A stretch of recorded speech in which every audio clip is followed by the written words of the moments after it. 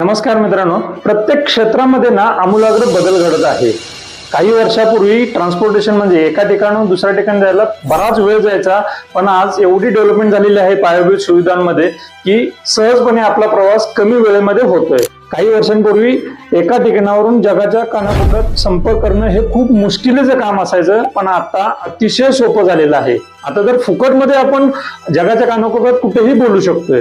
असं प्रत्येक क्षेत्रात बदल घडलाय आणि आमूलाग्र बदल घडलाय. खाण्यापिण्याच्या बाबतीतही फास्ट फूड तर एवढ्या प्रमाणात उपलब्ध आहे, एवढ्या मोठ्या प्रमाणात आयटम उपलब्ध आहे की कोणतं खाऊन कोणतं नको खाऊ अशी परिस्थिती झालेली आहे. हे सांगण्याचं कारण एवढंच की फायनान्स मध्ये पण बदल घडतोय. तुम्ही तुमच्या आयुष्यामध्ये फायनान्स मध्ये बदल घडवताय का? म्हणजे काय तर ईएमआय न करता एसआयपी केलं पाहिजे. अनेक लोक काही जर झालं तर कर्ज काढतात आणि ईएमआय भरत राहतात.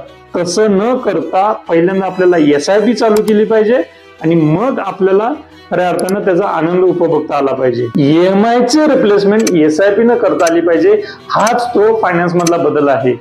ज्यांनी स्मार्टपणे हा बदल अनुभवलाय त्यांचं आयुष्य सहज आहे, समाधानाचं आहे. तुम्ही तुमचं आयुष्य सहज आणि समाधानाचं बनवायचं असेल तर एसआयपीचा मूलमंत्र समजला पाहिजे. अधिक माहितीसाठी या नंबरवरती संपर्क करा. धन्यवाद.